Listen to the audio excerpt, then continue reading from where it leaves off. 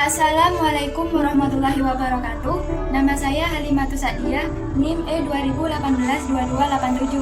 Di sini saya akan membahas konsep teoritis kemiskinan, di mana definisi kemiskinan menurut Chambers dalam Kriswardhani Suryawati 2005 mengatakan bahwa kemiskinan adalah suatu konsep terpadu yang memiliki 5 dimensi, yaitu kemiskinan atau pauper. Yang kedua, ketidakberdayaan atau powerless.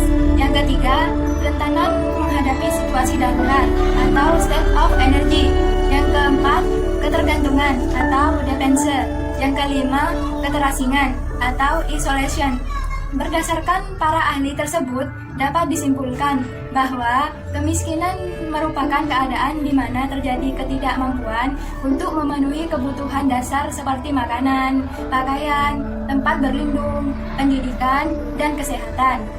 Kemiskinan dapat disebabkan oleh kalangan alat pemenuhan kebutuhan dasar ataupun sulitnya akses ke pendidikan dan pekerjaan. Kemiskinan merupakan masalah global, di mana sebagian orang memahami istilah karabini subjektif atau komparatif, sementara yang lain melihatnya dari segi moral dan evaluatif, serta sebagian lainnya memahaminya dari sudut pandang ilmiah yang telah mapan. Yang kedua, faktor-faktor penentu ketimpangan dan kemiskinan di Indonesia. Berikut faktor-faktor penentu ketimpangan dan kemiskinan di Indonesia. Yang pertama, tingkat pendidikan yang ditamatkan penduduk.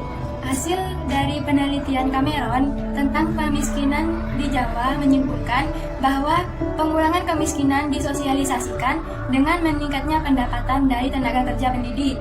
Yang kedua, pendapatan per kapita penduduk. Hasil dari penelitian Iridian yang dilakukan pada 82 negara untuk tahun 1965 sampai 2003 menunjukkan bahwa tingginya pertumbuhan pendapatan per kapita tidak akan terlalu berdampak apabila tidak selalu disertai dengan kebaikan distribusi pendapatan. Yang ketiga, rasio ketergantungan penduduk. Faktor-faktor penyebab munculnya rasio ketergantungan penduduk adalah adanya tingkat kelahiran yang tinggi. World Bank menyatakan bahwa penyebab kemiskinan adalah adanya ledakan penduduk atau populasi yang tidak terkendali, karena hal itu akan menyebabkan risiko ketergantungan yang tinggi. Yang keempat, pertumbuhan ekonomi. Kesannya pertumbuhan ekonomi tersebut hanya bisa dinikmati oleh sebagian kecil orang di Indonesia. Hal ini menimbulkan kemiskinan struktural, di mana pertumbuhan ekonomi yang tinggi hanya bisa dinikmati oleh sebagian kecil orang kaya. Keadaan ini sesuai dengan teori Bethune Graph of Equality, bahwa pertumbuhan ekonomi yang tinggi akan menimbulkan ketimpangan yang semakin besar dalam pembagian pendapatan dan artian tidak merata. Yang kelima, presentase tenaga kerja di sektor pertanian. Rito Naga 2006 juga menyatakan bahwa penduduk miskin di Indonesia umumnya bekerja di sektor pertanian yang mempunyai tingkat pendidikan SD ke bawah.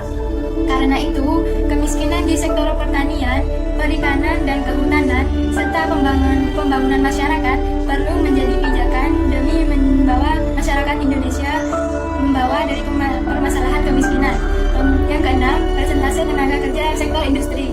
Skofas menyatakan bahwa konsumsi tenaga kerja di sektor industri lebih besar konsumsi tenaga kerja di sektor pertanian.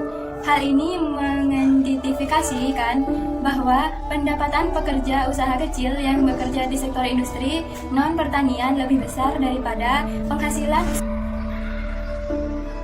Tabel ini menunjukkan bahwa krisis ekonomi yang terjadi pada pertengahan tahun 1997 tidak mempengaruhi distribusi pendapatan. Namun, kenaikan harga bahan bakar minyak di 2006 diindikasikan sebagai salah satu penyebab pendapatan kelompok 40% penduduk terendah menurun menjadi 21,4%. Penurunan tersebut terjadi hingga tahun 2014, yaitu menjadi 17,1%. Walaupun terjadi penurunan di tahun sebelumnya, distribusi pendapatan pada tahun 2014 masih dikategorikan ke dalam tingkatan ketidakmerataan rendah. jika dibandingkan antara daerah perkotaan dan pedesaan.